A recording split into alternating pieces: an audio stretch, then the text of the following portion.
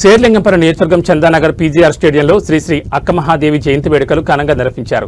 స్థానికంగా శ్రీ అక్కమహాదేవి జయంతి వేడుకలను భక్తి శ్రద్ధలతో ఘనంగా నిర్వహించారు. ఈ సందర్భంగా ఏర్పాటు చేసిన వేదికపై అక్కమహాదేవి చిత్రపటాన్ని అలంకరించి ప్రత్యేక పూజలు నిర్వహించారు. భక్తులు పెద్ద సంఖ్యలో పాల్గొని పుష్పాంజలి ఘటించి ఆమె ఆశీర్వాదాలు పొందారు. ఈ కార్యక్రమంలో నిర్వాహకులు మాట్లాడుతూ అక్కమహాదేవి జీవితంలో ఉన్న భక్తి, త్యాగం మరియు ఆధ్యాత్మిక సందేశాలు సమాజానికి ఆదర్శమని తెలిపారు. ఆమె చూపిన మార్గం యువతకు ప్రేరణగా నిలుస్తుందని పేర్కొన్నారు. జయంతి సందర్భంగా భక్తులకు ప్రసాదం పంపిణీ చేశారు. ఈ కార్యక్రమానికి గ్రామ ప్రజలు, మహిళలు, యువకులు పెద్ద ఎత్తున హాజరై విజయవంతం చేశారు.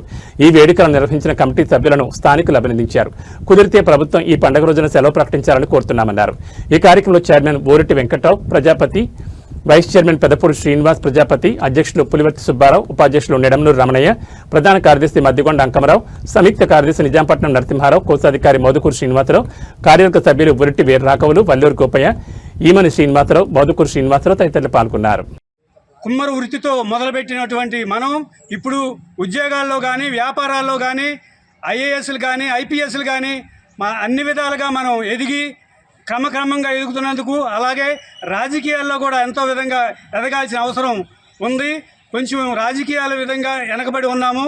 రాజకీయాల్లో కూడా మనం ముందుకు రావాల్సిన అవసరం ఎంతైనా ఉందని చెప్పేసి మనం చేసుకుంటూ ఇదే విధంగా మనం ప్రతి సంవత్సరం కూడా మనం ఈ శాలివాహన చక్రవర్తి జయంతి కానీ, కవయిత్రి మొల్లమాంబ కవయిత్రి జయంతి కానీ మనం జరుపుకోవాల్సిన ప్రతి సంవత్సరం జరుపుకుందాము. మనందరం కూడా మీరందరూ సహకరించినందుకు అందరికీ కృతజ్ఞతలు తెలుపుకుంటా ఉన్నాను. 16వ శతాబ్దానికి చెందిన వారిగా మన చరిత్ర తెలుపుతూ ఉండింది.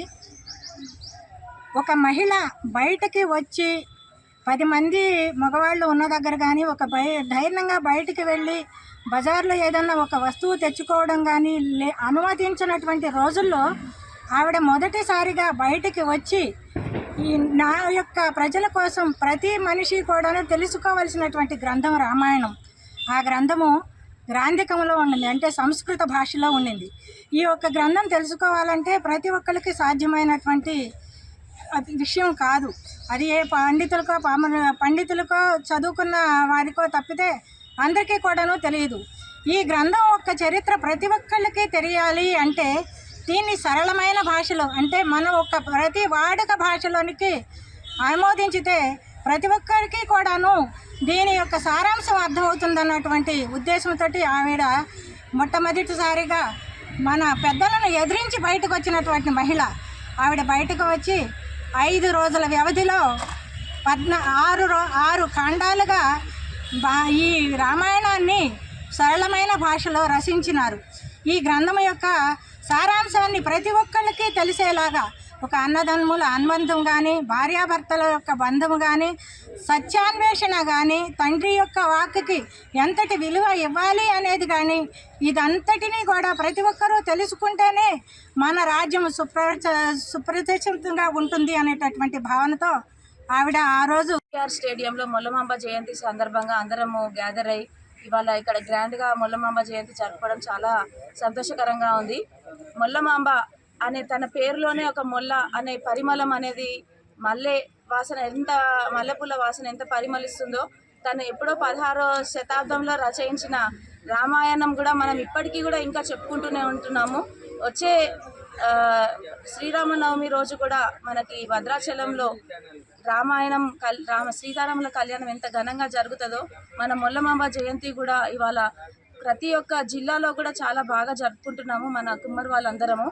సో ఈ యొక్క జయంతిని కూడా ఇంకా గ్రాండ్గా ట్యాంక్ బండ్లో జరుపుకుంటున్నాము.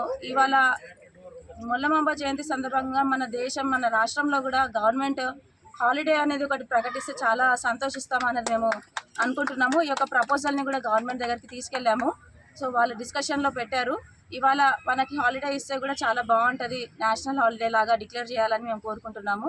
ఇవాళ ఇక్కడికి వచ్చి ప్రోగ్రామ్ జై శాలివాహన, జై శాలివాహన, జై కుమ్మర, జై కుమ్మర, జై ప్రజాపతి, జై ప్రజాపతి. ఈరోజు అందరికీ మొల్లమాంబ జయంతి సందర్భంగా ఈరోజు అందరూ కూడా ఈరోజు మొల్లమాంబ జయంతి జరుపుకోవటానికి మనందరం కూడా పిలిచిన వెంటనే మీరందరూ ఇక్కడ విచ్చేశారు. అలాగే మనం మొల్లమాంబ జయంతి ప్రతి సంవత్సరం మనం అక్కడ ఉడా కాలనీలో జరుపుకుంటా ఉన్నాము.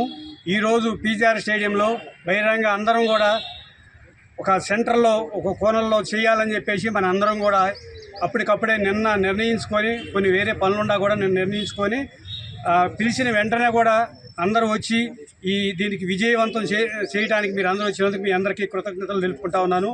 అలాగే మొల్లమాంబ గారు మన తెలుగు ఆడబడుసు, రామాయణాన్ని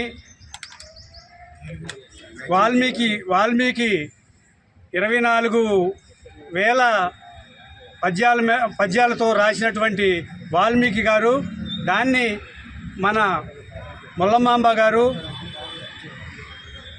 871 పద్యాలతో తెలుగులో వధించినటువంటి మన తెలుగు కవయిత్రి, మన తెలుగు తొలి మహిళ కవయిత్రి మన మొల్లమాంబ గారికి మన కులంలో పుట్టి ఆమె పుట్టిన కులంలో మనందరం పుట్టినందుకు మనందరం కూడా చాలా గర్వించవలసిన విషయం. మనందరం కూడా